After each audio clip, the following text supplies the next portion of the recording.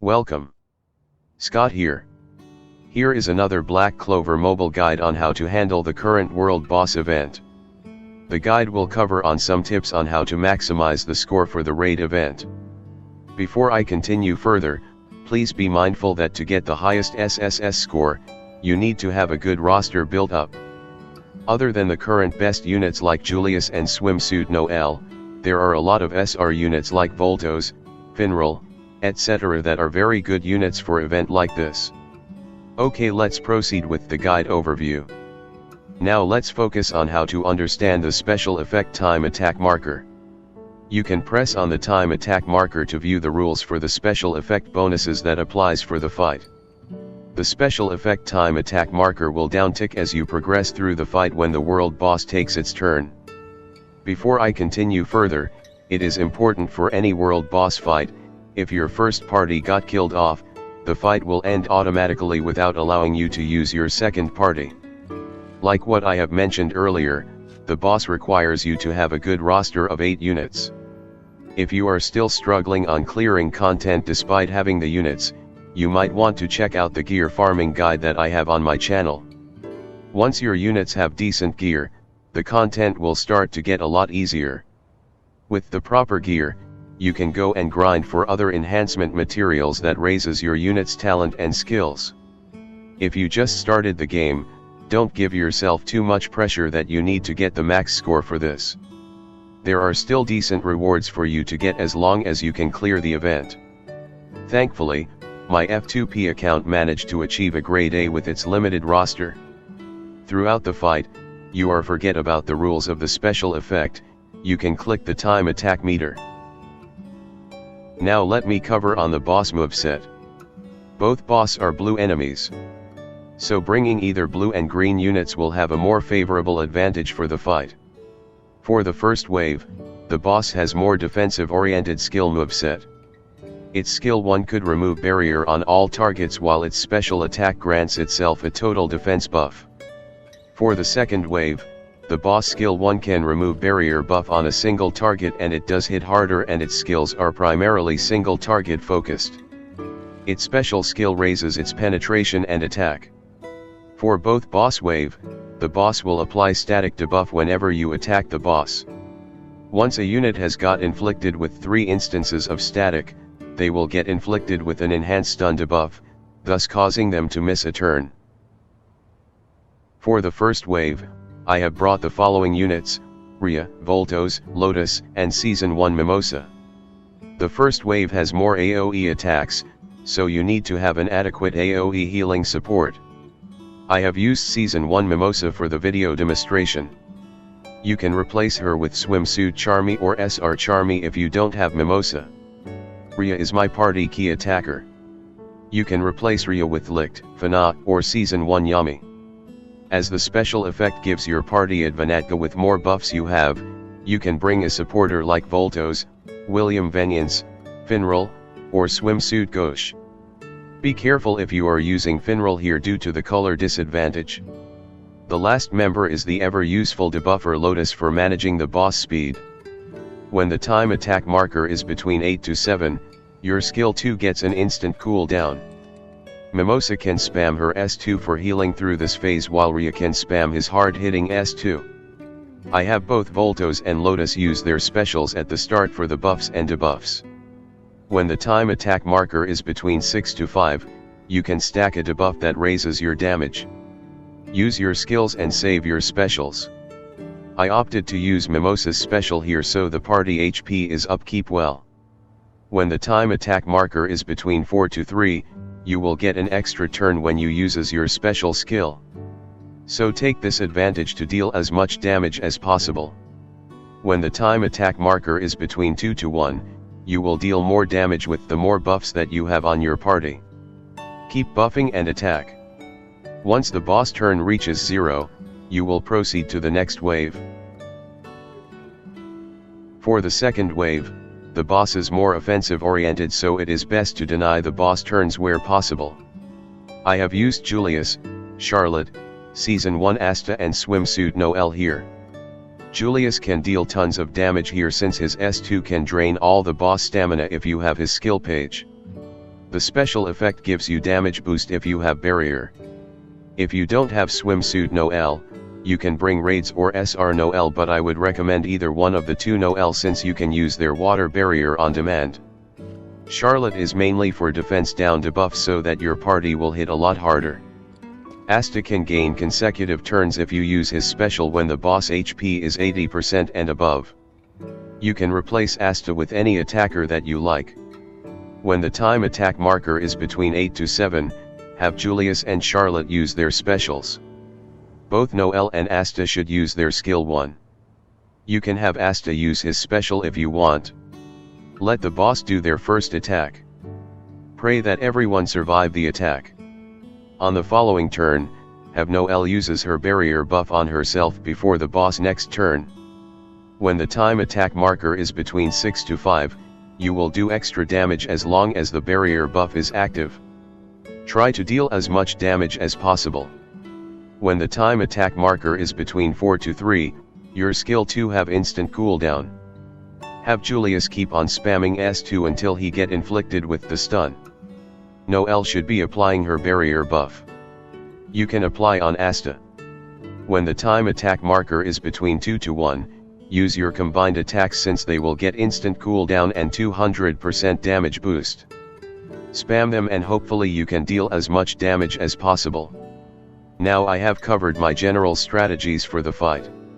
Let me proceed with the video showcase.